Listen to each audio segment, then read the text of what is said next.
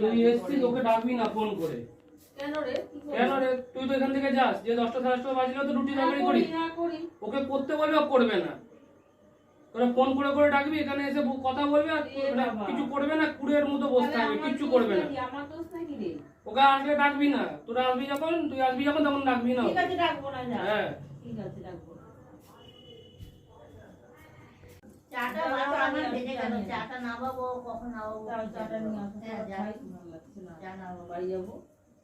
আমি এই ময়দা মেখে এসেছি, পরোটা করবো বলছি। আমি অনেকক্ষণ ধরে শুনতে পাচ্ছি তুই কথা বলছি, অন্যদিন ফোন করিস, যে ফোন করিস নি তো? না করিনি, তোর জন্য অনেক কথা শুনবো। কি বলছে গো আমার জন্য? হ্যাঁ তোর জন্য অনেক কথা শুনতে হয়, ওই তো ওই অনেক কথা শুনিয়ে গেল।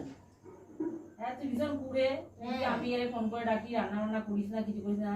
তুই তো গিয়ে বাড়িতে 10টার সময় রান্না করিস, কিন্তু ও করতে চায় না, ভীষণ কুড়ে হয়ে গেছে। হ্যাঁ এ তো কুড়েই এত কথা বলবো। এই দাঁড়াও, তোমরা আগে শোনো তারপর বলবে। আগে উল্টো পাল্টা বলো না তো। শোন কি হয়েছে। ও ময়দা মাখতে বললো, আমি ময়দা মেখেছি। আমি জানি পরোটা করবো আর মটর ভিজিয়ে রেখেছিলাম ঘুগনি করবো, তার মধ্যে মাংস নিয়ে এসেছি।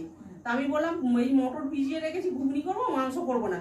ও মাংসটাকে ছুঁড়ে ফেলে দেবে। এখানে কথা শুনিয়ে গেছে তো। তুই দেখ, আজ যদি মাংস করেছি আমাকে ও চেনে না। মাংস আমি করবো না বলেছি, করবো না ভেবেছিলাম, করে দেবো।